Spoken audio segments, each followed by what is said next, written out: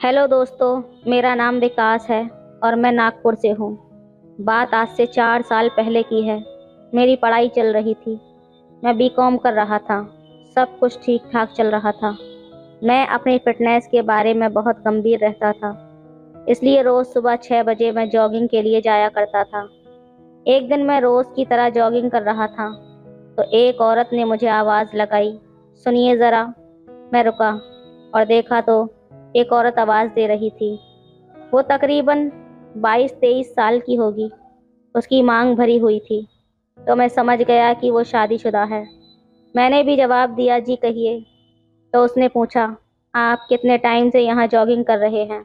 मैंने कहा, कई महीनों से। पर आपको क्या काम है? तो वो हंसने लगी। वो कहने लगी, अरे यार, दिन नहीं पूछ रही हूँ, आज और अभी का पूछ रही हूँ कि आप यहाँ कितनी मिनट से यहाँ जॉगिंग कर रहे हैं। तो मैंने कहा, आपको क्या काम है, ये तो बताओ।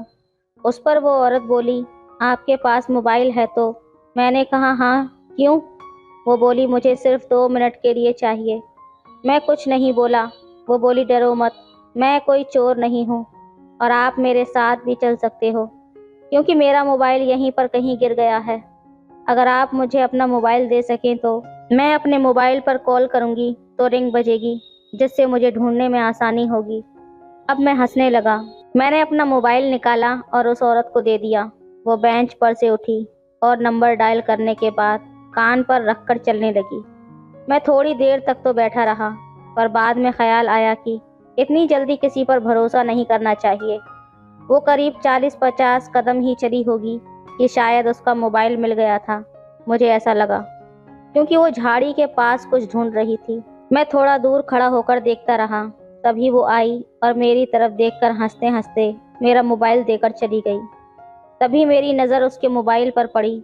वो बहुत ही महंगा फ़ोन था, लेकिन मुझे उसके कपड़े साधारण क्लास के लग रहे थे। लेकिन मोबाइल देखने के बाद तो ये तय हो गया था कि वो एक पैसे वाले ख़ानदान से थी। अब मैं उसे पीछे से देख रहा था और सोच रहा था कि कितनी सिंपल है यार। पर तभी मुझे ख्याल आया कि इसने तो थैंक्स तक नहीं बोला।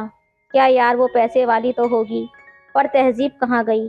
मैंने मन ही मन में 2-3 गालियाँ दी और बोला, भाड़ में जाए। मैं अपने रूम पर पहुंचा और नहाकर कॉलेज चला गया। पूरा दिन ऐसे ही फालतू सा निकल गया। करीब रात के 8 बज रहे थे कि मेरे मोबाइल पर एक कॉल आई। कोई अननोन नंबर था। मैंने उठाया तो कोई लड़की हेलो बोल रही थी। मैंने पूछा, कौन? वो बोली, मैं पूजा बोल रही हूँ। तो मैंने पूछा, कौन पूजा? मैं तो किसी पूजा को नहीं जानता। आप कौन सी पूजा हैं? और मेरा नंबर किसने दिया? क्या मेरा मजाक उड़ाने को फ़ोन किया है? पूजा बोली, आप मुझे जानते हो? मैंने कहा, क्या? तो वो बोली, हाँ डियर, तुम मुझे जानते हो। और अगर मैं कहूँ कि मैं तुम्हारा यहाँ एक कॉफ़ी शॉप पर इंतज़ार कर रही हूँ? तो मैंने पूछा, कौन सा कॉफ़ी शॉप? उसने एड्रेस दिया। मैंने अपनी बाइक निकाली और बताए पते पर चल दिया। कॉफ़ी शॉप के अंदर जाते ही मैं ढूंढने लगा कि कौन है यार। पर तभी पीछे से आवाज़ आई। मैं मुड़ा तो वहाँ वेटर था और वो बोला, आपको मैडम ने ऊपर बुलाया है। उसने दिशा बताई कि यहाँ से जाइए। मैं भी उतावला हुए जा रहा था कि मुझे इतनी ज़्यादा लाइन देने वाली कौन पैदा हो गई। मैं लगभग दौड़ता हुआ सीढ़ियाँ चढ़ गया और सीधा अंदर केबिन में गया तो उसे देखा तो ठिठक गया। ये तो सुबह वाली भाभी थी। मैं बोला, आप विश्वास नहीं करोगे, ये सुबह वाली वही सिंपल सी दिखने वाली औरत थी जिसे मैंने अपना मोबाइल 2 मिनट यूज़ करने के लिए दिया था। वो मुझे देख कर उठी और उसने पहले मेरे साथ हाथ मिलाया और बोली, हाय, मेरा नाम पूजा है। तो मैंने भी कहा, मैं विकास। वो हंसने लगी तो मैंने पूछा, क्यों, क्या हुआ? वो बोली, कुछ नहीं, आपका नाम सुनकर थोड़ी हंसी आ गई है। मैं थोड़ा सीरियस सा हो गया तो वो भी रुक गई और बोली, सॉरी, मैं तो मजाक कर रही थी। वो बोली, देखिए, मैंने आपको स्पेशली थैंक्स कहने के लिए यहाँ बुलाया है। फिर पूजा ने कॉफ़ी ऑर्डर की और हम दोनों इधर उधर की बातें करने लगे। कॉफ़ी पीते हुए बात ही बात में पता चला कि उसकी शादी अभी 1 साल पहले ही हुई थी और वो बहुत पैसे वाली है। मैंने भी कुछ अपनी बातें उसके साथ शेयर की, पर न जाने क्यों हम दोनों इतने घुल मिल गए कि वक्त का पता ही नहीं चला। तभी पूजा बोली, 9 बज गए हैं, आज तो मैं गई काम से। उसने बोला, चलो चलते हैं विक्की। तो मैंने कहा, कौन विक्की? वो बोली, तुम। और मैं तुम्हें आज से विक्की ही बुलाऊंगी, क्योंकि मुझे तुम्हारा नाम कुछ पसंद नहीं आया। वो चलने लगी तो मैंने कहा थोड़ी देर बैठो ना। पूजा बोली सॉरी पर मेरी सास बहुत ही खड़ूस है और वो तो देरी होने पर मुझे मार ही डालेगी। इतना कहकर वो बाहर नीचे की तरफ चलने लगी तो मैं उसके पीछे चल दिया। बाहर जाते ही मैंने देखा तो वो एक 4 व्हीलर के पास जा रही थी। क्या गाड़ी थी यार, एकदम सुपर। अब मुझे पूरा यकीन हो गया था कि ये तो बहुत ही अमीर है। तभी मैं दौड़कर उसके पास गया और तब तक वो गाड़ी में बैठ चुकी थी। तो मैंने विंडो गिलास पर आ गया तो उसने गिलास खोला और बोली यस मिस्टर। मैंने कहा क्या हम दोबारा मिलेंगे? पूजा बोली किस लिए? मेरे पास उसके इस सवाल का कोई उत्तर नहीं था, तो बस मैं सर नीचे किए हुए खड़ा रहा। वो बोली देखो विकी, मुझे लगा कि मैंने तुम्हें सुबह थैंक्स नहीं कहा तो तुम्हें बुलाकर थैंक्स बोल दूं, इसलिए तुम्हें बुलाया था। ओके बस हो गया। अब तुम दोबारा क्यों मिलना चाहते हो ये भी बता दो। मैं अब बिल्कुल खामोश था। वो थोड़ी गर्म हो गई और बोली दोबारा क्यों मिलना है? मेरे साथ फ्लर्ट करोगे और मेरा इस्तेमाल करोगे? हाँ देख बेटा, मैं कोई ऐसी वैसी नहीं हूँ। ओके संभाल ज़रा अपने आप को, समझा कुछ? और इतना बोलकर वो फट से वहाँ से चली गई। अब मुझे थोड़ा दुख होने लगा कि ये मैंने क्या कर दिया, जो नहीं पूछना चाहिए था वो ही पूछ लिया। क्या यार, और मन ही मन में मैं अपने आप को गालियां देने लगा। यार इतना अच्छा मौका मिल गया पर अब मुझे कहीं चैन नहीं पड़ रहा था। अब मुझे कैसे भी करके पूजा से बात करनी थी। मैं दूसरे दिन तो डर के मारे वॉक पर नहीं गया था क्योंकि मुझे लगा वो शायद मुझे देखते ही गाली देने लगेगी तो मेरी बेइज्जती हो जाएगी। कल भी गर्म हो गई थी इसलिए मैंने सुबह घूमने जाना छोड़ दिया। ऐसे ही 8-10 दिन बीत गए पर ना तो वो आई ना कुछ उसके समाचार मिले। अब मैं पूरा पागल हो चुका था कि आखिर मैं करूं तो क्या करूं। मुझे कुछ सूझ नहीं रहा था। मैंने थोड़ी हिम्मत करके एक दिन रात को पूजा को मैसेज किया और लिखा सॉरी। तो उसका उत्तर आया मुझे तुमसे कोई बात नहीं करनी है। फिर से मैंने मैसेज किया प्लीज़। उसका उत्तर आया देखो अब अगर तुमने मुझे मैसेज किया तो मैं पुलिस को तुम्हारा नंबर दे दूंगी। अब मैं बहुत ज़्यादा डर गया कि रहने दे यार, ये तो लफड़ा कर सकती है। मैंने जॉगिंग पर जाना शुरू कर दिया। उस दिन कुछ देर बाद वो भी जॉगिंग करने के लिए आई तो मैंने उसे देखा तो मैं छुप गया क्योंकि मुझे लगा वो मुझे देखेगी तो भाग जाएगी, इसलिए मैं छुपा रहा। मैंने देखा वो इधर उधर कुछ खोज रही थी। अब मैं सोच में पड़ गया कि ये किसे ढूंढ रही है। मैंने 1-2 राउंड लगाए होंगे कि उसने अपना मोबाइल निकाला और किसी को कॉल किया। अभी मैं ये सब सोच ही रहा था कि ये किसे फ़ोन कर रही है, तभी मेरा मोबाइल बजा। ये क्या, पूजा का फ़ोन था। मतलब मुझे समझ आ गया कि वो मुझे ही ढूंढ रही थी। अब मैं और भी ज़्यादा डर गया कि आज तो गया यार, ये तो मुझे पक्का मार ही डालेगी। मेरे हाथ पैर कांपने लगे पर फिर भी मैंने हिम्मत करके फ़ोन उठाया तो वो गुस्से में बोली कहाँ है तू? मैंने कहा क्यों, क्या हुआ? वो बोली अब मुझे तेरे से एक काम है। मैंने डर के मारे कहा मैं तो शहर से बाहर हूँ। वो बोली ठीक है चल, जब घर पर आ जाए तो मुझे कॉल करना। मैं वहाँ से भागा क्योंकि मेरी तो हालत ख़राब हो गई थी कि अगर इसने मुझे देख लिया तो न जाने मेरे साथ क्या करेगी। पता नहीं कौन से जन्म का बदला ले रही थी, पता नहीं क्या करने वाली थी। मेरा भेजा फ्राई हो रहा था कि क्या मालूम कि क्या करने वाली है यार। मेरी तो बहुत बुरी हालत हो गई, कुछ सूझ ही नहीं रहा था। ऐसे ही पूरा दिन निकल गया और करीब रात के 9 बजे फिर से पूजा का फ़ोन आया। फ़ोन उठाते ही उसने पूछा कहाँ है तू? मैं बोला भी बाहर ही हूँ। तभी मेरे एक दोस्त ने बोला क्यों झूठ बोल रहा है? पूजा ने मेरे दोस्त की आवाज़ सुन ली और बोली देख अभी के अभी वो सेम कॉफ़ी शॉप पर आ जा जहाँ हम लास्ट टाइम मिले थे, वरना पुलिस को ज़्यादा वक्त नहीं लगेगा तुझ तक पहुँचने में, समझ गया ना? अब मैं डरते डरते शॉप पर पहुँचा। वो एकदम गरम दिमाग किए हुए बैठी थी। मेरे सामने देखकर वो घूर कर बोली बैठ। मैं बोला नहीं मैम, मैं यहाँ नहीं बैठ सकता। कहाँ मैं और कहाँ आप? उसने थोड़ी देर आंखें बड़ी करके बोला बैठ। मैं एकदम से डर गया और बैठ गया। उसने कहा ध्यान से सुन, देख तुझे मेरा एक काम करना पड़ेगा। मैंने कहा कैसा काम? पूजा बोली ये तुझे जानने की ज़रूरत नहीं है, बस तुझे तो सिर्फ करना है। और हाँ, मुझसे कोई किसी भी तरह की उम्मीद मत रखना कि मैं ऐसी वैसी नहीं हूँ, समझे? मैंने सर हिलाकर हाँ बोला। वो बोली देख मेरी एक सहेली है चांदनी, शादीशुदा है और उसका पति ज़्यादातर विदेश में ही रहता है। चांदनी को तुझसे कुछ काम है, बोल करेगा क्या? मैं तो सोच में पड़ गया। कि क्या बोलूं, कहीं हाँ बोल दिया तो, और अगर मैं फंस गया तो, और ना बोलूं तो पूजा ने मुझे फंसा दिया तो, साला इधर कुआं इधर खाई, तो मैं करूं तो क्या करूं। मुझे लगा हाँ बोलने में ही मेरी भलाई थी, क्योंकि मुझे लगा हाँ बोलकर थोड़ा वक्त मिल जाएगा। अब मैंने उसे हाँ बोल दिया। उसने मेरे गाल पर हाथ फेर कर बोला, गुड बॉय। वो मुस्कुराने लगी और थोड़ी देर बाद वो बोली, अब चलती हूँ। हम दोनों वहाँ से निकल गए और मैं रूम पर आ गया। मैं सोच रहा था कि अब ये चांदनी कौन होगी और कैसी होगी, और उसे मुझसे क्या काम होगा, क्योंकि पूजा तो सती सावित्री बन रही थी, तो मुझे लगा उसकी फ्रेंड उसके जैसी ही होगी। ऐसे ही दूसरा पूरा दिन निकल गया और शाम के 6 बजे चांदनी का फ़ोन आया, पर इस बार एक अनजान नंबर था। मैंने पूछा कौन? वो बोली मैं चांदनी, पूजा की फ्रेंड। मैंने कहा अच्छा हाँ बोलिए। चांदनी बोली फ़ोन पर नहीं। मैंने पूछा तो फिर कहाँ बताइए।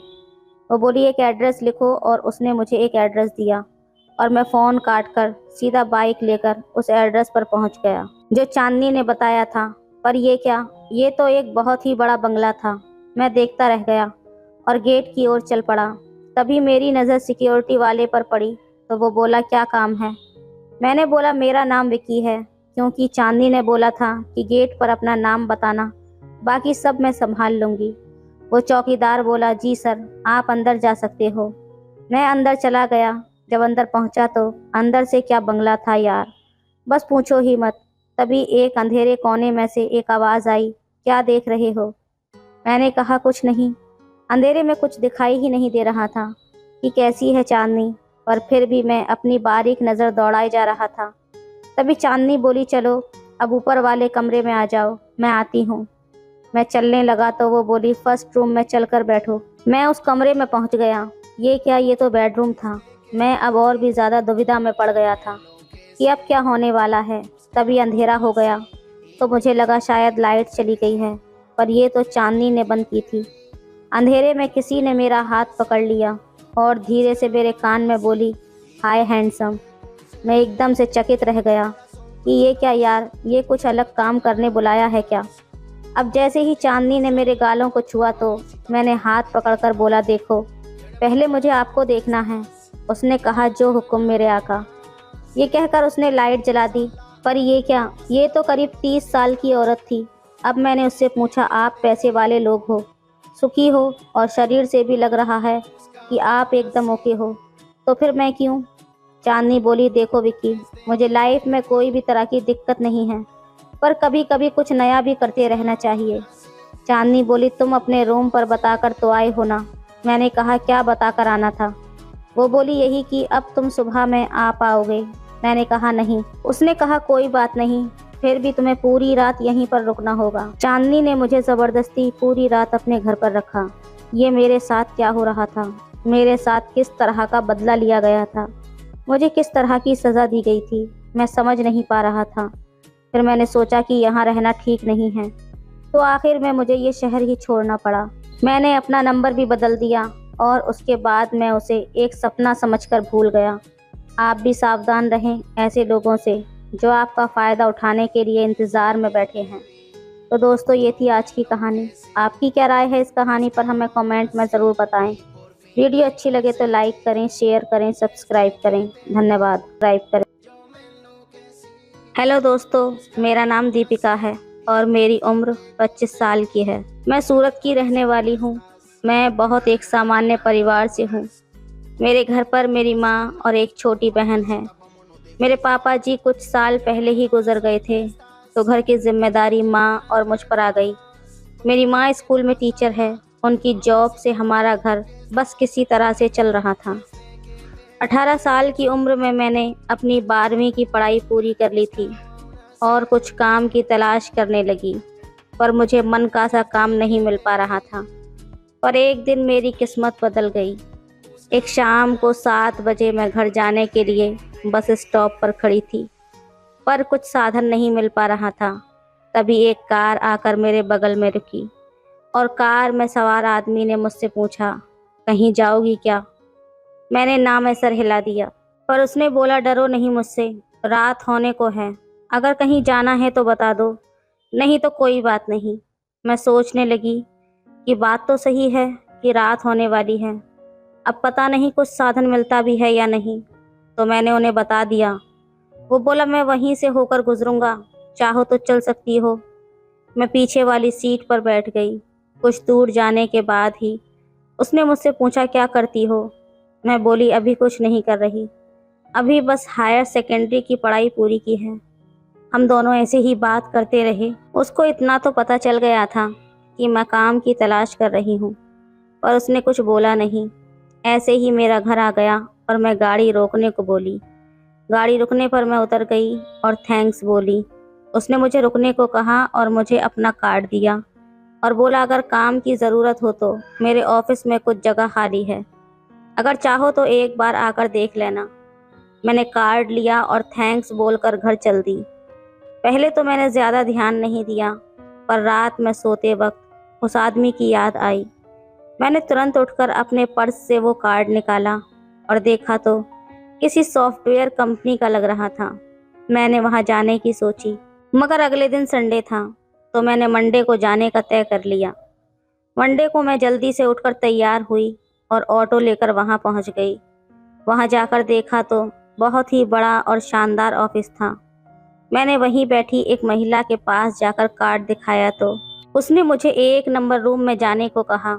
मैंने रूम के दरवाजे पर जाकर अंदर आने की अनुमति ली। अंदर जाते ही देखा तो सामने वही आदमी था। उसने मुझे देखते ही कहा, अरे तुम आओ आओ बैठो ना। मैं बैठ गई। उसने कहा, ज़रूर तुम काम के लिए यहाँ आई होगी। मैं बोली, जी हाँ। उसने मेरे सभी कागज़ चेक किए और कहा, मुझे एक सेक्रेटरी की ज़रूरत है, अगर तुम ये काम कर सको तो तुम्हें काम मिल सकता है।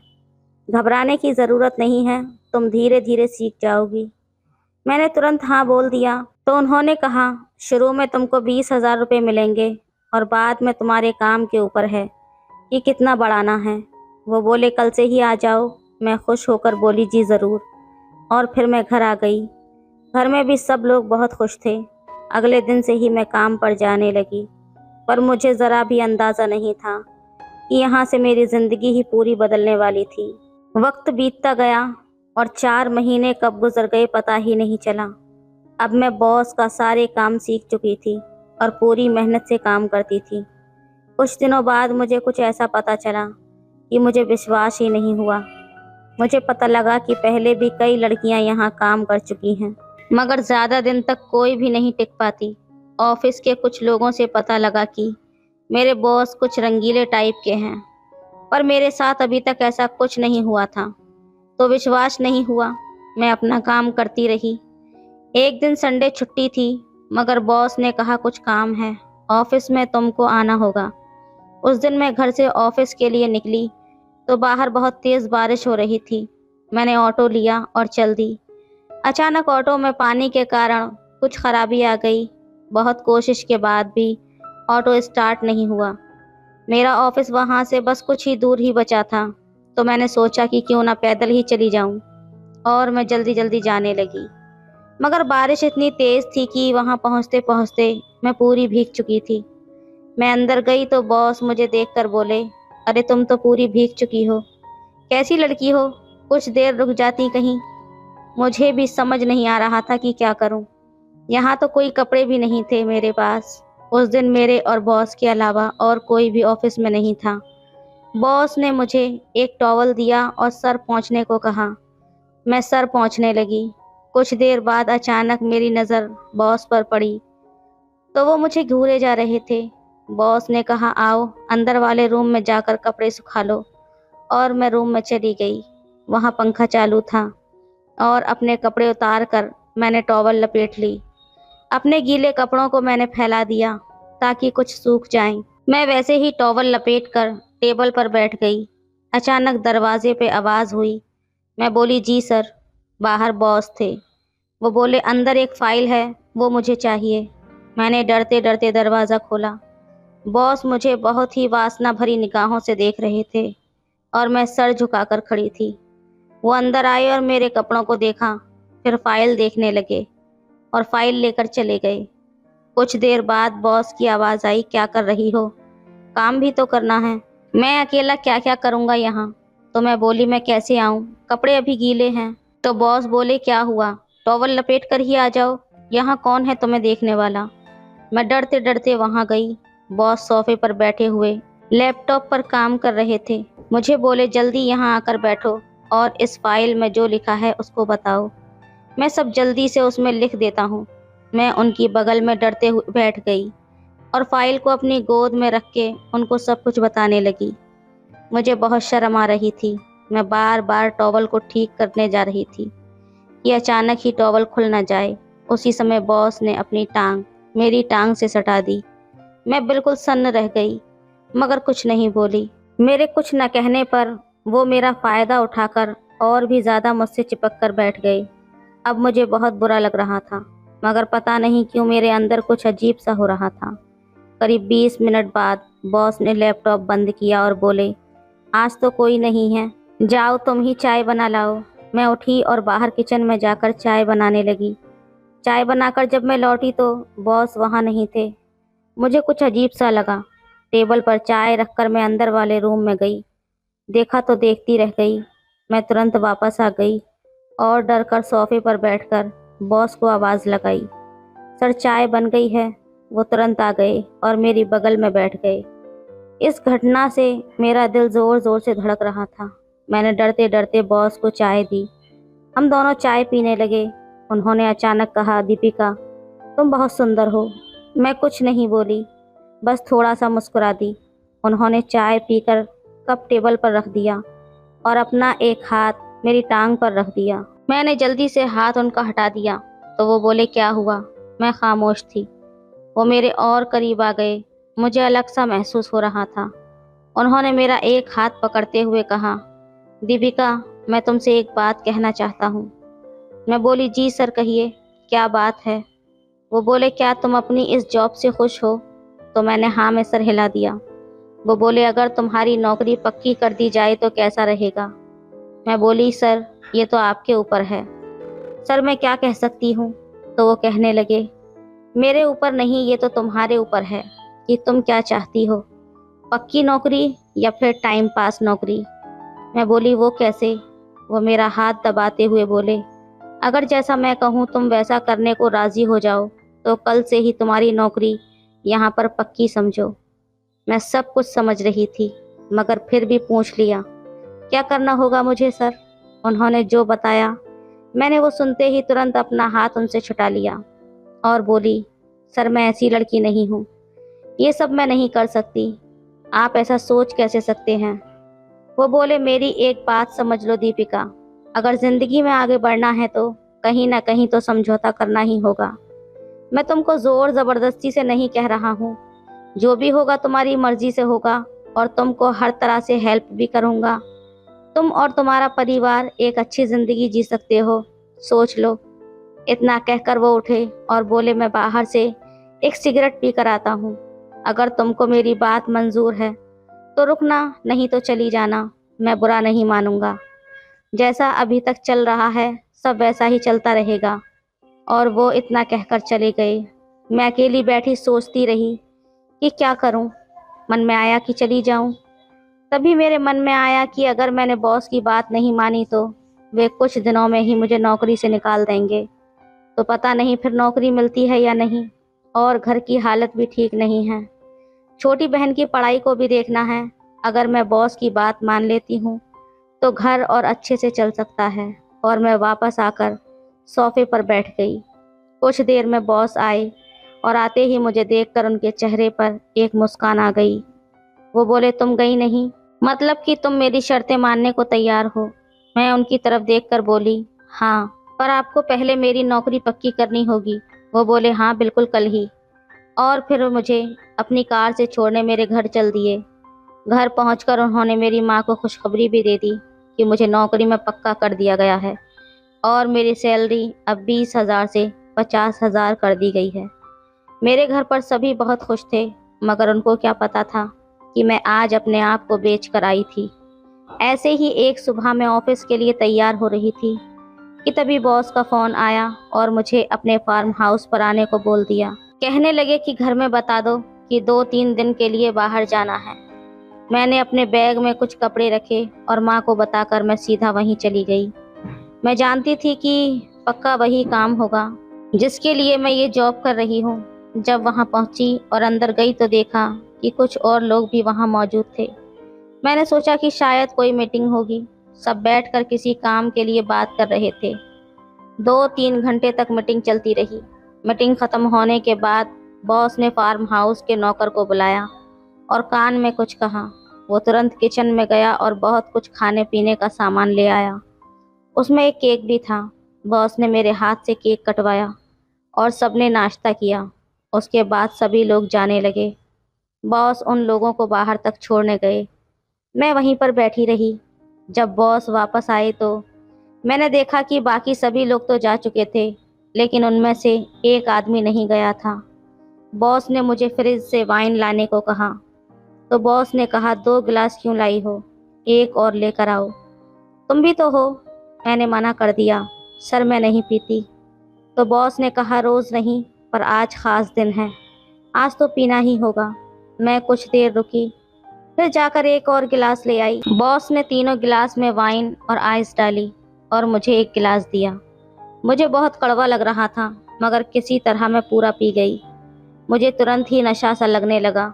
उस आदमी ने बॉस के कान में कुछ कहा। बॉस ने मुझे पास आकर बैठने को कहा। उस आदमी ने मेरा गिलास उठाया और अपने हाथ से मुझे पिलाने लगा। मैंने बॉस की तरफ देखा तो बॉस ने कहा, अरे कोई बात नहीं, पी लो। अगर प्यार से पिला रहे हैं तो। मुझे कुछ अच्छा नहीं लग रहा था। तभी बॉस ने कहा, दीपिका सुनो, ये यहाँ 2 दिन तक रुकने वाले हैं और इनकी सेवा के लिए तुमको यहाँ इनके साथ रहना होगा। मैं बोली, मतलब सर? मतलब कि इनकी देखभाल करनी है। मुस्कुराते हुए बोले कि बाकी तुम समझदार ही हो। ना चाहते हुए भी मुझे हाँ करना पड़ा। बॉस बोले, चलो मैं अब चलता हूँ। फिर वो बोले, अगर कोई प्रॉब्लम हो तो मुझे फ़ोन करना। मैंने हाँ में सर हिला दिया, मगर अंदर से अजीब सा डर था कि मैं कहाँ फंस गई आज।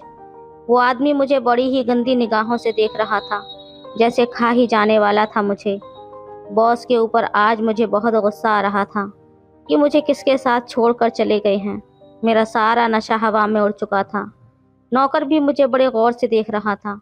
जब मैंने उसे अपने पास बुलाया और उसका नाम पूछा तो उसने अपना नाम मुझे गोपी बताया। वो किसी गांव का लग रहा था।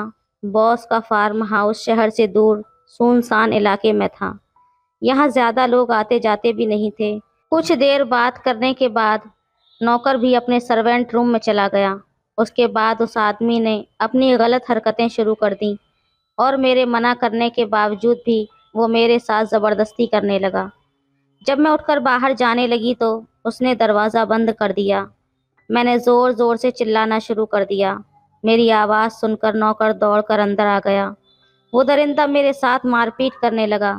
तभी नौकर ने एक टेबल उठाकर उस दरिंदे के सर पर दे मारी, जिससे वो वहीं पर गिर गया और वहां से भागने लगा। नौकर ने उसे वहां से भगा दिया। उसके बाद नौकर ने मुझसे कहा, मैम साहब, आप यहाँ पर क्यों आई थी? आपको शायद पता नहीं यहाँ पर कब से ऐसा चल रहा है।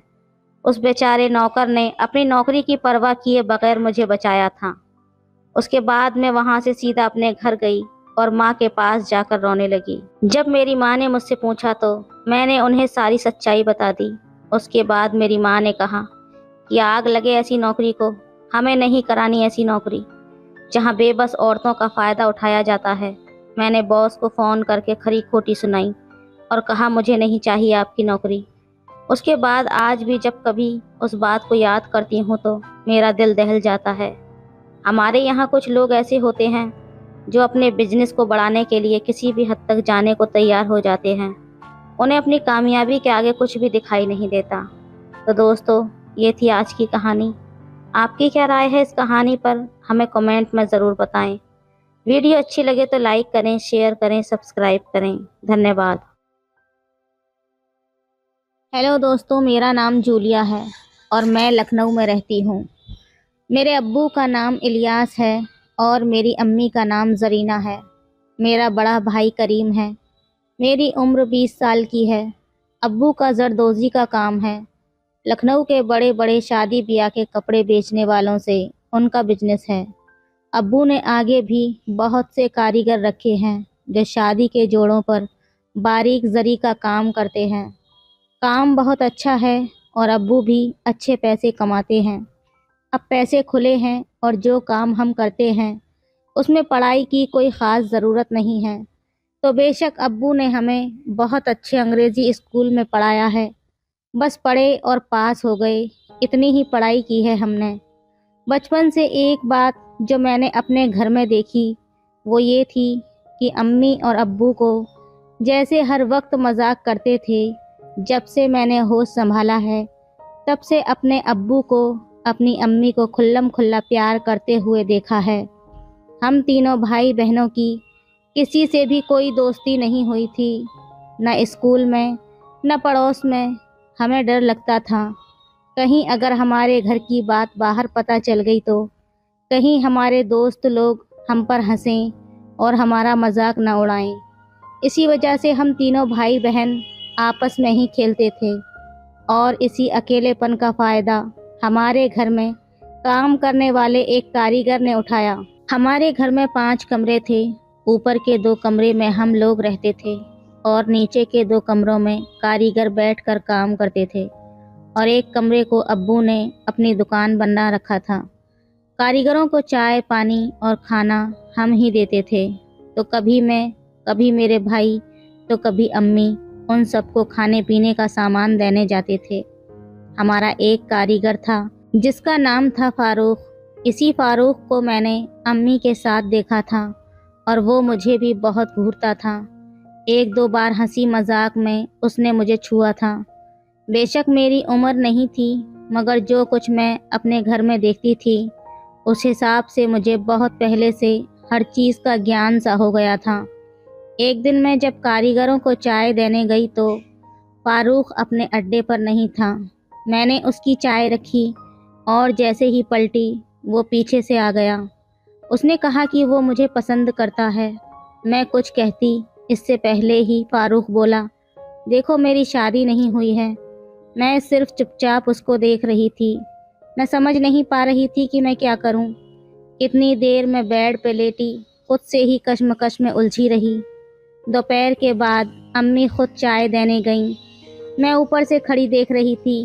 अम्मी के साथ फारूक ने काफ़ी बात की, मगर क्या बात हुई ये मुझे नहीं पता चल पाया।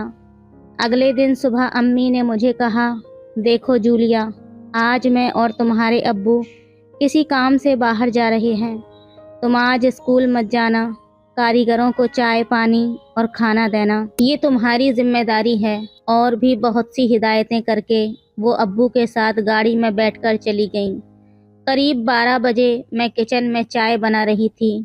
तभी फारूक ऊपर आया और आकर मुझसे चाय लेकर चला गया, पर बोला कुछ नहीं।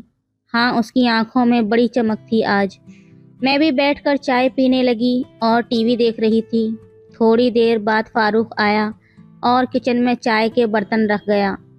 मैं वैसे ही टीवी देखती रही। तभी मुझे लगा मेरे पीछे कोई है।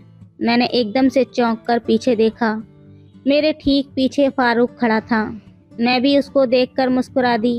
मुझे अंदर ही अंदर फीलिंग आ गई थी। अचानक उसने मुझे जोर से आकर पकड़ लिया। मैं जितना उसकी गिरफ्त से निकलना चाहती वो मुझे और कसकर पकड़ लेता। मेरी फरियाद पर उसने कोई ध्यान नहीं दिया। अब तो मैं ज़ोर ज़ोर से रो रही थी, मगर टीवी की तेज़ आवाज़ में मेरी कमज़ोर आवाज़ दबकर रह गई। फारूक एक अच्छे इंसान से एक वहशी बन चुका था। उसके बाद मैं सिर्फ रोती रही और इस बुरे वक्त को भूलने की कोशिश करने में लगी रही। शाम तक जब तक अम्मी अब्बू आए मैं काफ़ी हद तक ठीक हो चुकी थी। अगले दिन मुझे फारूक फिर मिल गया। मैं वापस अपने कमरे में आ गई। मैं ऊपर अपने रूम के बाहर खड़ी थी। नीचे सामने वाले रूम में फारूक जरदोजी का काम कर रहा था। अम्मी उसको चाय देने गईं तो दोनों में कुछ बात हुई। मैंने देखा फारूक ने अम्मी को कुछ रुपये दिए थे। अम्मी पैसे लेकर चुपचाप चली आईं।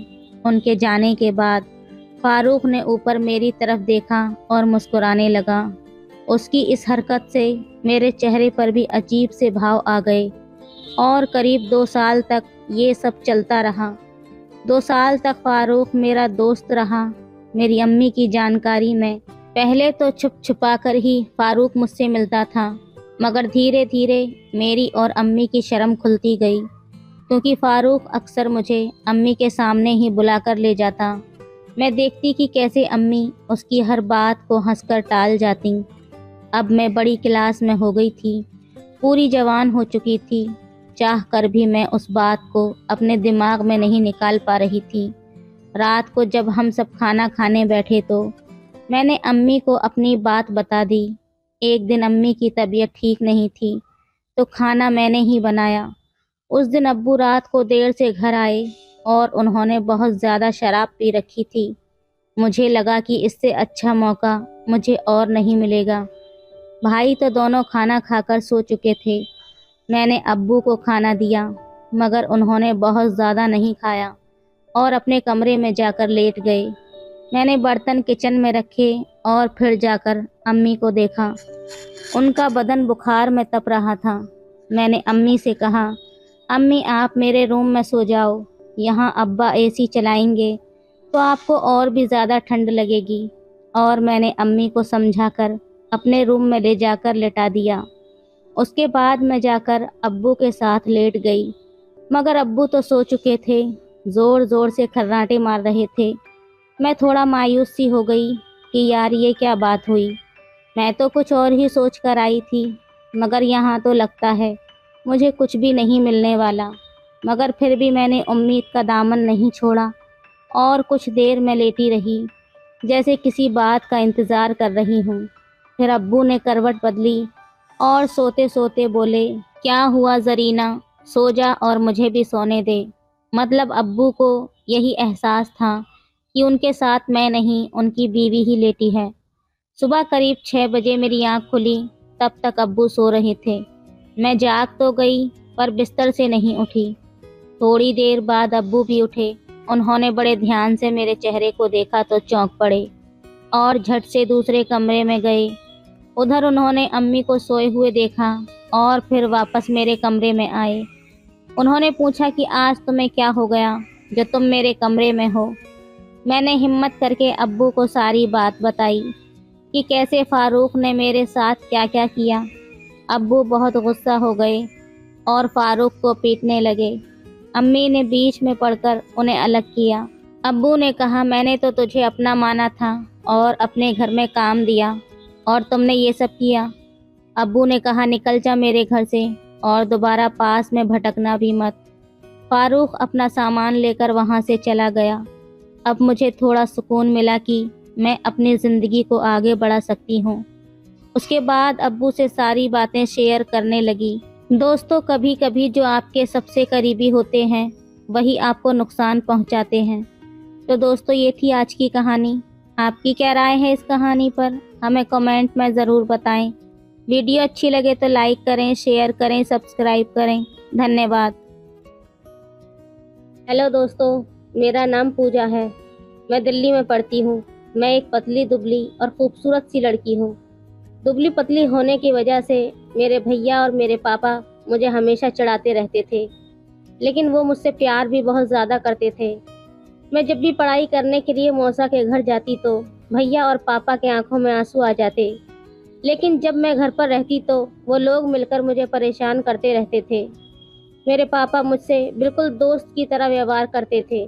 कभी कभी जब मुझे घर आना होता था तो मेरे पापा ही मुझे कॉलेज लेने आते थे और मुझसे ऐसे बातें करते थे जैसे वो मेरे पापा नहीं बल्कि मेरे फ्रेंड हों। मेरे पापा को देखकर मेरी सभी फ्रेंड मुझसे कहा करती थीं, काश तेरे पापा के जैसे भी हमारे पापा होते। दोस्तों, मैं आपको बता दूं कि मैं पढ़ाई करती हूं, इसलिए मुझे मौसा के घर पर ही रहना होता है। मैं तो घर से ही कॉलेज जाना चाहती थी, लेकिन मेरे घर से कॉलेज बहुत दूर पड़ता था, इसलिए मौसी और मौसा ने मुझे ज़िद करके अपने यहाँ बुला लिया और कहने लगी, बेटा तुम यहीं पर आ जाओ, तुम्हारा कॉलेज भी हमारे यहाँ से नज़दीक पड़ता है। मौसी ज़्यादा ज़िद कर रही थी, इसलिए पापा भी मना नहीं कर पाए, लेकिन वो हर संडे को मुझे मौसी के यहाँ लेने पहुँच जाते थे। मेरे मौसा बैंक में जॉब करते हैं और मेरी मौसी हाउसवाइफ है। इस समय गर्मियों की छुट्टियाँ चल रही थीं, इसलिए मेरे पापा मेरे पास कॉल कर रहे थे कि मैं तुम्हें कल सुबह लेने आ रहा हूँ। वैसे भी अब तुम्हारे स्कूल में छुट्टियाँ चल रही हैं। मैंने कहा, ठीक है पापा, आप सुबह आ जाओ और मैं मौसा लोगों से पूछ लेती हूँ। पापा कहने लगे, मैं मौसा और मौसी से बात कर लूँगा, तुम सुबह तैयार रहना। पापा मुझसे ऐसे बोल रहे थे जैसे वो अब मेरे बिना एक पल भी नहीं रह पाएंगे। पता नहीं पापा की कैसे रात कटती होगी। मेरी कॉल काटने के बाद पापा ने मौसी के नंबर पर कॉल की और थोड़ी देर इधर उधर की बातें की और फिर कहने लगे, साली जी आप तो जैसे मेरी बेटी को भेजना ही नहीं चाहती हैं। आप मेरी बेटी को मुझसे अलग करके बहुत बुरा कर रही हैं। पापा हंसने लगे और मौसी कहने लगी, अरे जीजा जी, पूजा तो इतनी प्यारी गुड़िया है कि कोई भी उसे अपने पास रखने को सोचे। मेरा बस चले तो मैं आपकी पूजा को पास आने ही न दूं। आप जब भी आते हैं पूजा को मुझसे अलग कर देते हैं। और हंसने लगी। फिर पापा बोले, तो साली जी तैयार रहना, कल सुबह जब मैं पूजा को लेने आऊँगा तो आपको भी साथ में आना पड़ेगा, फिर बाद में नखरे नहीं चलेंगे। पापा की बात सुनकर मौसी बोली, अरे जीजा जी, ऐसी कोई बात नहीं है, आपका जब मन करे हो आप बुला लीजिए, मैं तो आपके लिए ही बनी हूँ। और मुस्कुराने लगी। मौसी को भी मजाक करने की बहुत ज़्यादा आदत थी, क्योंकि मेरी मौसी की शादी के अभी 5 साल ही हुए हैं। इससे पहले तो वो पापा की साली ही थी। मौसी कहने लगी, मैं नहीं रोकूंगी, लेकिन 3 दिन और दे दीजिए, मुझे मेरे एक दोस्त की शादी में जाना है और वो उत्तर प्रदेश की रहने वाली है। मैं 3 दिनों में वापस आ जाऊंगी, तब आप पूजा को ले जाना। मौसी की बातें सुनकर मैं थोड़ा उदास हो गई, लेकिन बस 3 दिनों की ही तो बात थी, सोचकर थोड़ा खुश हो जाती। पापा मौसी की बात को मान गए और मुझे अब मौसी के यहाँ 3 दिन और रहना पड़ेगा। मैं अपने कमरे में बैठी ये सब सोच ही रही थी कि तभी बात करने के बाद मौसी मेरे कमरे में आई और कहने लगी, बेटा पूजा, कल मुझे दोस्त की शादी में जाना है। ट्रेन सुबह 6 बजे है, तो सुबह जल्दी उठना पड़ेगा और नाश्ता भी बनाना पड़ेगा, तो सुबह उठकर मेरी मदद करवा देना। मैंने कहा, जी मौसी, आपको सुबह कहना भी नहीं पड़ेगा, मैं सुबह ही उठ जाऊंगी। मौसी कहने लगी, मेरी प्यारी गुड़िया, दोस्तों मेरा नाम पूजा है, लेकिन प्यार से सभी लोग मुझे गुड़िया ही बुलाते हैं। मैं सो गई और सुबह जल्दी उठ गई और मौसी और मौसा के लिए नाश्ता बना दिया। मौसी को जल्दी जाना था, इसलिए वो अपना नाश्ता पैक करके निकल गई। मौसा जी उनको स्टेशन तक छोड़ने के लिए चले गए और मैं आज सुबह सुबह ही काम करके बहुत ज़्यादा थक गई थी, इसलिए मौसा और मौसी को भेजकर मैं अपने बिस्तर पर लेट गई। बिस्तर पर लेटते ही मेरी आंख लग गई और मैं सो गई। मैं बहुत गहरी नींद में सो रही थी, तभी दरवाजे की ज़ोर से घंटी बजने लगी। जब मैंने घंटी की आवाज़ सुनी तो अचानक से मेरी आंख खुल गई और मैं दरवाजे की तरफ बढ़ी। मैंने दरवाज़ा खोला, देखा कि सामने मौसा जी खड़े थे। मैंने मौसा जी से पूछा, मौसा आपने छोड़ दिया मौसी को? तो मौसा जी कहने लगे, हाँ छोड़ दिया, लेकिन ट्रेन में बहुत ज़्यादा भीड़ थी, पता नहीं कैसे जाएगी। मौसा की हालत देख के लग रहा था कि ट्रेन में कितनी भीड़ होगी। मौसा जी पूरे पसीने में भीगे हुए थे। वो मुझसे पूछने लगे कि क्या कर रही थी तुम? मैं कब से दरवाजे की घंटी दबा रहा हूँ। मैं कहने लगी, कुछ नहीं मौसा जी, मेरी आंख लग गई थी तो मैं सो गई थी। मौसा जी कहने लगे, कोई बात नहीं, मैं बैंक के लिए तैयार हो जाता हूँ, तुम खाना लगा दो। मैंने कहा, ठीक है मौसा जी, मैं खाना लगा देती हूँ। थोड़ी देर बाद मौसा जी नहा धोकर तैयार होकर बाहर आ गए। मैंने टेबल पर मौसा के लिए खाना लगा दिया। मौसा जी खाना खाने के बाद बैंक के लिए निकल गए। मैंने भी मौसा जी को भेजकर अपना किचन का काम करने लगी। किचन का काम ख़त्म करने के बाद मैं नहाने के लिए चली गई। मैं नहाने जा ही रही थी तभी मुझे याद आया कि मैंने अपने कुछ ड्रेस धुलने के लिए रखे थे। मैंने अपने सारे कपड़े धोकर सूखने के लिए छत पर डाल दिए। उसके बाद मैं नहाई और अपने कमरे में जाकर सो गई। पंखे की ठंडी हवा में मुझे पता ही नहीं चला कि मैं कितनी देर से सो रही हूँ। फिर उसके बाद मैं उठकर खाना खाया, थोड़ी देर पढ़ाई की और फ़ोन चलाया। तब तक शाम के 7 बज चुके थे। मौसा जी वापस आ गए थे। मौसा जी मुझसे पूछने लगे, पूजा आज खाने में क्या बनाया है? मैंने मौसा जी से कहा, मौसा जी आज तो कुछ भी नहीं बनाया, लेकिन जो आप बोल देंगे मैं आपके लिए बना दूंगी। मौसा जी अपना बैग सोफे पर रखते हुए वहीं पर बैठ गए और कहने लगे, पूजा एक काम करो, आज तुम खाना बनाने को रहने दो और तुम जाओ तैयार हो जाओ। आज हम बाहर चलते हैं खाना खाने के लिए। लेकिन मैंने अपने सारे कपड़े धो दिए थे, वो तो अभी सूखे भी नहीं थे। तो मैं बहुत देर बैठकर सोचती रही कि क्या करूं और क्या पहनूं। तभी मुझे याद आया कि मेरे पास एक ब्लैक कलर का ड्रेस रखा है, लेकिन वो शॉर्ट है, पता नहीं मौसा जी को अच्छा लगेगा या नहीं। मैंने सोचा मैं मौसा जी से ही पूछ लेती हूँ। मैं मौसा जी के पास वो ड्रेस लेकर पहुँच गई और मौसा जी से कहने लगी, मौसा जी, मैंने अपने सभी कपड़े धो दिए हैं। मुझे पहले नहीं पता था कि हम लोग बाहर चलेंगे। मेरे पास केवल यही एक ड्रेस है, लेकिन ये बहुत ज़्यादा शॉर्ट्स है। मौसा जी कहने लगे, तो उसमें क्या हुआ, तुम यही पहन लो, अच्छी तो लग रही है ड्रेस। मैंने कहा ठीक है मौसा जी, मैं यही पहन लेती हूँ। मौसा भी अपने रूम में तैयार होने के लिए चल दिए। थोड़ी ही देर बाद मौसा जी तैयार होकर आए और मुझे बुलाने लगे। पूजा तैयार हो गई क्या? अभी टाइम लगेगा, हमें लेट हो रहा है। मैं कहने लगी बस मौसा जी 1 मिनट लगेगा। तब तक मौसा जी बैठकर मेरा इंतजार करने लगे। मैंने अपने होठों पर हल्की पिंक कलर की लिपस्टिक लगा ली और बहुत कम मेकअप किया, जिससे मैं नेचुरल लग रही थी और मैं बाहर निकल कर आई। मौसा जी ने मुझे देखा और देखते ही रह गए और कहने लगे, अरे वाह पूजा, तुम तो बहुत ही प्यारी लग रही हो। अच्छा चलो हम चलते हैं। मैंने कहा ठीक है मौसा जी। मैंने अपना हैंड बैग लिया और बाइक पर बैठ गई। मौसा जी कहने लगे, तुम हैंड बैग रहने दो, वैसे भी वहाँ उसका कोई काम भी नहीं है। मैंने भी ठीक समझा और अपना हैंड बैग घर पर ही छोड़ दिया। उसके बाद हम घर से ताला लगाकर चल दिए शहर की ओर। मेरे यहाँ से शहर करीब 6-7 किलोमीटर दूर था। मैं भी काफ़ी दिनों से बाहर नहीं गई थी, तो मौसा जी को लगा शायद मैं भी घर में परेशान हो गई होंगी। जब हम लोग शहर जाते हैं तो बीच में एक सुनसान रास्ता पड़ता है।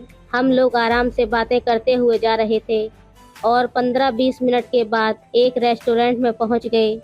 लेकिन रेस्टोरेंट में बहुत ज़्यादा भीड़ थी। हम लोग बाहर इंतज़ार करने लगे। मौसा जी कहने लगे क्यों ना हम दूसरे रेस्टोरेंट में चले जाएं, लेकिन मुझे सबसे ज़्यादा वही रेस्टोरेंट पसंद था, तो मैंने मौसा जी से मना कर दिया और कहने लगी, नहीं मौसा जी, मुझे यही पसंद है, मैं और कहीं नहीं जाऊंगी। मौसा जी कहने लगे ठीक है, जैसा तुम्हें अच्छा लगे। हम लोगों ने थोड़ी देर इंतज़ार किया, फिर हमें वहाँ पर खाली सीट मिल गई। लेकिन हम लोग बैठने ही जा रहे थे, तभी वहाँ पर कोई दूसरा आकर बैठ गया। मौसा जी को बहुत गुस्सा आया। मैं कहने लगी, सर हम लोगों की सीट है। तो वो हमसे बहस करने लगे। मौसा जी भी उससे झगड़ा करने लगे और कहने लगे, भाई साहब हम लोग कब से इंतज़ार कर रहे थे और आप यहाँ आकर बैठ गए, ये कैसी बदतमीज़ी हुई। उसके बाद हम लोगों ने एक वेटर को बुलाया और उनको समझाया, तो थोड़ी देर बाद वो लोग मान गए और वहाँ से हट गए। उसके बाद वेटर हमारे पास मेन्यू लेकर आ गया। मौसा जी मेन्यू दिखाते हुए कहने लगे, पूजा तुम्हें जो पसंद हो वो मंगा लो, मैं भी वही खा लूँगा। वैसे भी रेस्टोरेंट में मेरी कुछ समझ नहीं आता कि क्या ऑर्डर करूं। मैंने मेन्यू देखते हुए उसमें से कुछ चीज़ें ऑर्डर कर दी। थोड़ी देर बाद वेटर हमारा ऑर्डर लेकर आ गया और हम दोनों ने खाना खाया और ढेर सारी बातें की। खाना खाने के बाद हम लोग घर के लिए निकल पड़े। रास्ते में गाड़ी पर मुझे थोड़ी ठंडी हवा लगने लगी। हवा के उन सरसराहट के झोंकों से मुझे नींद सी आने लगी। रात के 11 बज चुके थे और ठंडी हवा का क्या कहना। इस वक्त हम लोग सुनसान रास्ते पर आ गए थे। वहाँ से इस समय कोई भी नहीं निकल रहा था। पूरा रास्ता सूना पड़ा था और मुझे बहुत ज़्यादा डर लग रहा था। हम लोग जा ही रहे थे, तभी कुछ ही दूरी पर हमें एक हल्की सी लाइट दिखी। हम लोग उसके पास गए, तभी एक आदमी हमारी तरफ टॉर्च लगाते हुए गाड़ी के सामने आ गया। मौसा जी ने गाड़ी रोक दी। वो आदमी कहने लगा, भाई साहब मेरी मदद कर दीजिए, मैं इस सुनसान रास्ते पर फंस गया हूँ। थोड़ी दूरी पर मेरी एक गाड़ी है जो ख़राब हो गई है, वो स्टार्ट नहीं हो रही। तब मैं समझी कि वो एक किसान है जो अभी फंसा हुआ है। वो आदमी कहने लगा, मैं बहुत देर से इंतज़ार कर रहा था, लेकिन कोई भी यहाँ से निकल नहीं रहा, आप मेरी मदद कर दीजिए। 2 किलोमीटर आगे मेरा गांव है, आप वहाँ मुझे छोड़ दीजिए, फिर मैं वहाँ से अपने घर के लिए निकल जाऊँगा। पहले मौसा को उसकी बात पर यकीन नहीं हो रहा था। फिर मौसा जी मुझसे पूछने लगे, पूजा तुम ही बताओ मैं क्या करूं। मैं थोड़ा सोचने लगी। फिर मैं कहने लगी, मौसा जी ये बेचारा यहाँ फंस गया है और हमारे बात पता नहीं फिर इसे कोई मिलेगा या नहीं। मौसा जी कहने लगे, ठीक है। मौसा जी के पीछे मैं बैठी हुई थी। मौसा जी कहने लगे, पूजा तुम दोनों तरफ को बैठ जाओ। मैं दोनों तरफ को पैर करके बैठ गई। फिर वो बूढ़ा किसान मेरे पीछे बैठ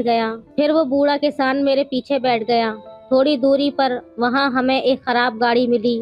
वो किसान कहने लगा, भाई साहब यही मेरी गाड़ी है जो खराब हो गई है, अब सुबह मैं इसे बनवाऊंगा। मौसा जी कहने लगे, ठीक है तुम सही से बैठ जाओ, मैं तुम्हें छोड़ दूंगा। थोड़ी दूर जाने पर किसान कहने लगा, बस बेटा यहीं पर रोक दो, मेरा घर आ गया है, बस यहीं से थोड़ी दूर है। वो किसान मौसा जी का शुक्रिया अदा कहने लगा। मौसा जी कहने लगे, इसमें शुक्रिया वाली कोई बात नहीं है, ये तो मेरा फर्ज है। फिर थोड़ी देर बाद हम लोग भी घर पहुंच गए और मुझे बहुत ज़्यादा नींद आ रही थी, इसलिए मैं घर पहुंचते ही बिस्तर पर लेट गई और मुझे तुरंत नींद आ गई और मैं सो गई। दोस्तों ये कहानी का पहला भाग है, इसका अगला पार्ट कल आएगा। तो दोस्तों आपको ये कहानी कैसी लगी हमें कमेंट में ज़रूर बताएं और वीडियो को लाइक और शेयर करना बिल्कुल न भूलें। धन्यवाद। न भूलें। रात का वक्त था। अचानक मुझे माँ की आवाज़ सुनाई दी। वो दादाजी से कह रही थी कि तुम्हारे इस रात के काम की वजह से मैं तो बहुत परेशान हो चुकी हूँ। रोज़ रोज़ इस तकलीफ़ से मैं पूरी तरह तंग आ चुकी हूँ। तुम्हारी उम्र इतनी हो चुकी है, फिर भी तुमसे ये रोज़ कैसे हो जाता है? ये बात मेरी समझ में नहीं आती। उन दोनों की बातें सुनकर मैं हैरान हो गई थी। हेलो दोस्तों, स्वागत है आप सभी का हमारी एक और रोमांचक कहानी में। उम्मीद करती हूँ आपको ये कहानी बेहद पसंद आएगी।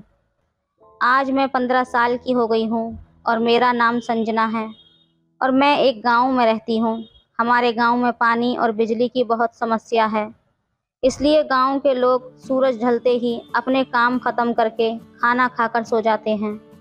जब मैं छोटी थी तभी मेरे पिता हमें छोड़कर इस दुनिया से चले गए थे। हमारे घर में मैं, मेरी माँ और मेरे दादाजी रहते हैं। हम खेती करके ही अपना गुजारा करते हैं। माँ और दादाजी दिन भर खेतों में मेहनत करते थे और अनाज उगाते थे। इसी तरह हमारी ज़िंदगी बहुत अच्छी तरह सुकून से चल रही थी।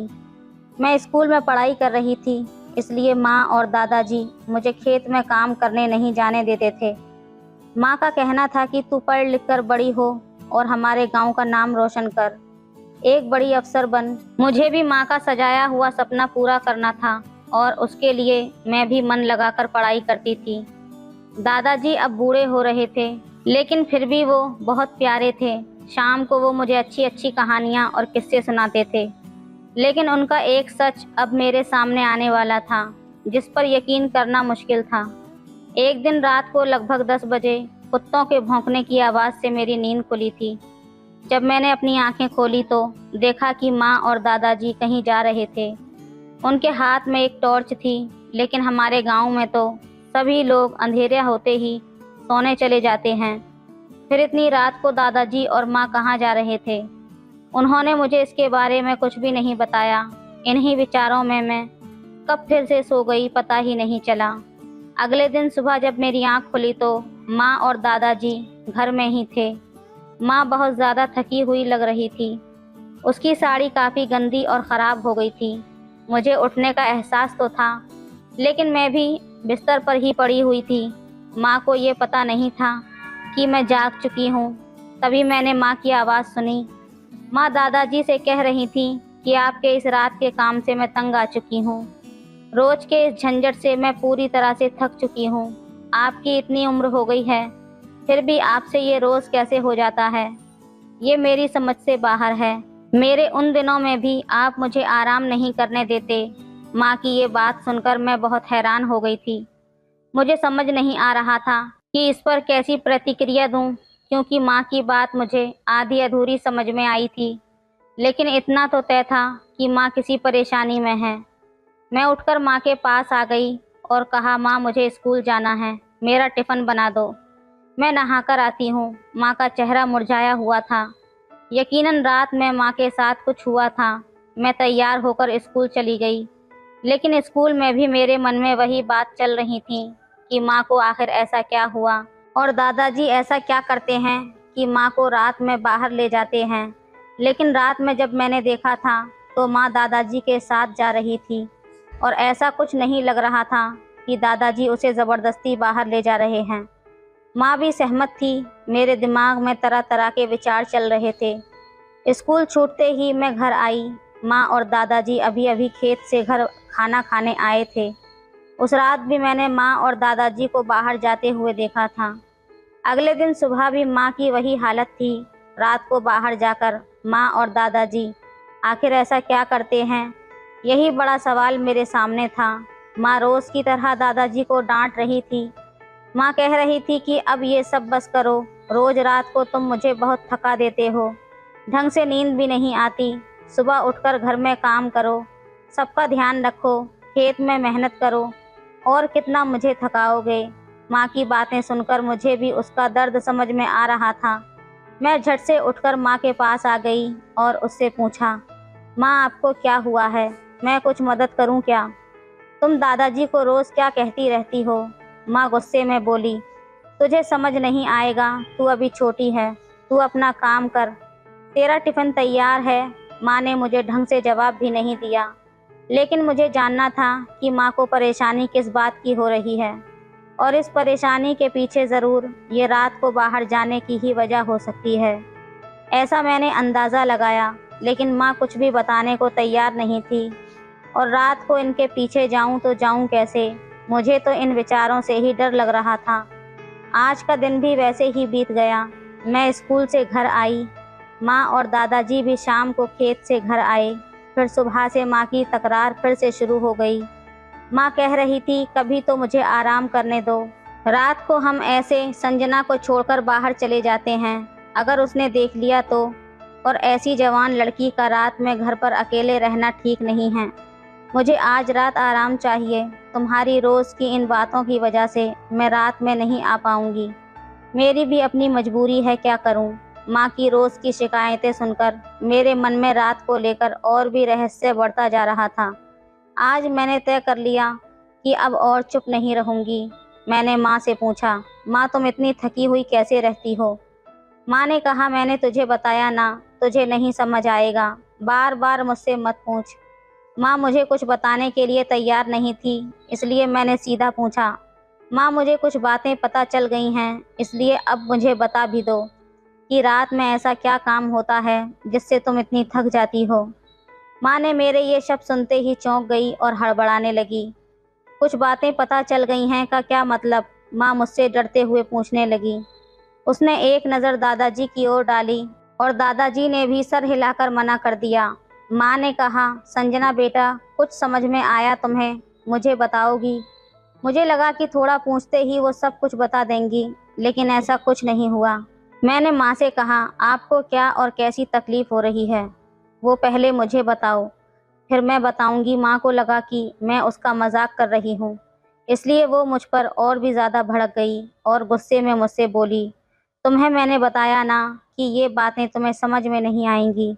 अच्छा, तुम्हें इतना ही जानने की इच्छा है ना, तो आज रात तुम दादाजी के साथ जाओ, फिर तुम्हें समझ में आएगा कि तकलीफ़ क्या होती है।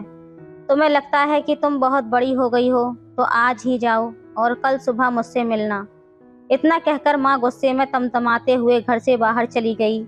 मुझे कुछ भी समझ नहीं आ रहा था कि माँ इतनी गुस्से में क्यों थी, लेकिन एक बात मुझे समझ में आ गई थी कि जो वो रोज़ तजुर्बा लेती थी, मुझे भी अब उसका तजुर्बा लेना था। मुझे अब माँ की जगह दादाजी के साथ जाना था। दादाजी ने मुझे वैसे ही समय पर उठाया और तैयारी करने को कहा। मैंने जल्दी से सब कुछ निपटाया और दादाजी के साथ जाने के लिए तैयार हो गई। मैं बहुत डर रही थी, लेकिन थोड़ी उत्सुकता भी हो गई थी। रात के 10 बजे हम घर से बाहर निकले। बाहर बहुत अंधेरा था। दादाजी ने मेरा हाथ पकड़ा और कहा, मेरे पीछे पीछे चलती रहो, पैर का कोई भी आवाज़ मत करना। तब मैंने कहा, लेकिन दादाजी हम। आवाज़ मत करो, जितना कहा उतना ही करो। दादाजी का ऐसा रूप देखकर मेरा दिल ज़ोर से धड़कने लगा।